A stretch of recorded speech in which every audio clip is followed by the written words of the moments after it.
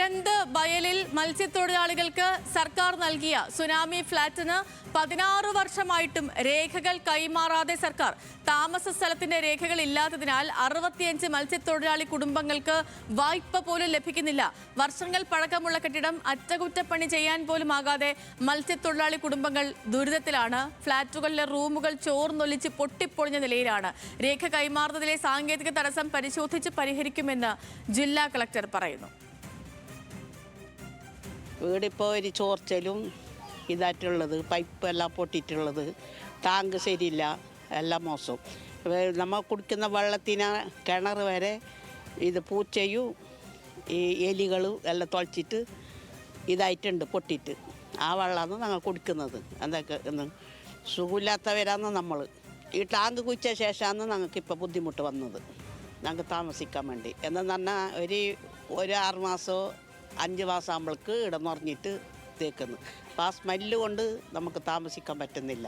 ഗവൺമെൻറ്റിൻ്റെ അടുത്ത് നമ്മൾ പറഞ്ഞാൽ അവർ അനുസരിക്കുന്നില്ല.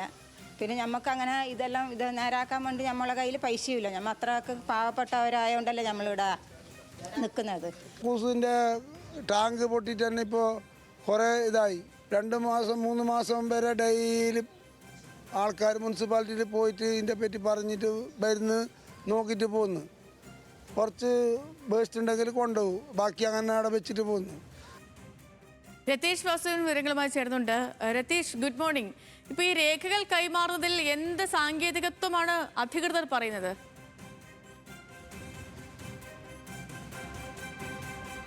Good morning സതിലക്ഷ്മി.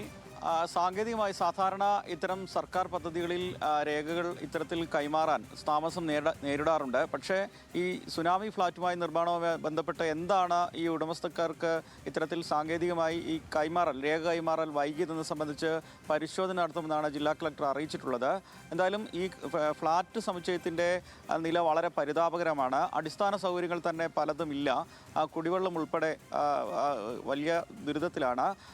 ഈ സെപ്റ്റിക് ടാങ്കൊക്കെ മാലിന്യമൊക്കെ പൊട്ടിയൊലിക്കുന്ന ആ നിലയിൽ ആണ് പരിസരമൊക്കെ ഉള്ളത്.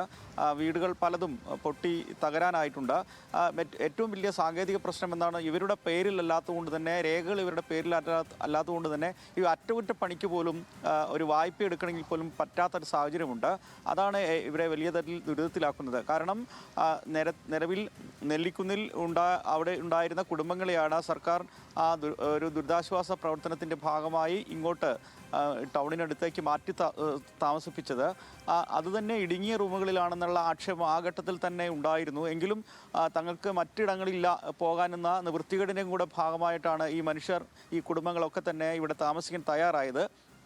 പക്ഷേ ഘട്ടം ഘട്ടമായി ഇതിനുള്ള അടിസ്ഥാന സൗകര്യങ്ങൾ വികസിപ്പിക്കുന്നതിൽ സർക്കാർ സംവിധാനങ്ങൾ അമാന്തം കാണിച്ചു എന്ന് തന്നെയാണ് മനസ്സിലാക്കാൻ സാധിക്കുന്നത്. കുടിവെള്ളം ഉൾപ്പെടെ ഇത്തരത്തിൽ വൃത്തിഹീനമായ മലിനമായ സാഹചര്യമുണ്ട്. നിരവധി പേർക്ക് അസുഖബാധിതമാവുന്ന സാഹചര്യമുണ്ട്. ഇപ്പോഴും ദൂരെ കടലിൽ പോയി ജോലി ചെയ്യുന്ന അല്ലെങ്കിൽ വീട്ടിലെ സ്ത്രീകളൊക്കെ മറ്റിടങ്ങളിലൊക്കെ വീട്ടുജോലി ചെയ്ത് ആണ് ഇവരുടെ ദൈനംദിന ജീവിതങ്ങൾ മുന്നോട്ട് പോകുന്നത്. എന്തായാലും അടിസ്ഥാനപരമായി രേഖകളില്ലാത്തത് വീടിൻ്റെ അറ്റകുറ്റപ്പണിക്ക് പോലും പറ്റാത്തൊരു സാഹചര്യം ഉണ്ടാക്കുന്നു, വായ്പ എടുക്കാൻ പറ്റാത്ത സാഹചര്യം ഉണ്ടാക്കുന്നു. സേതുലക്ഷ്മി. ഓക്കേ.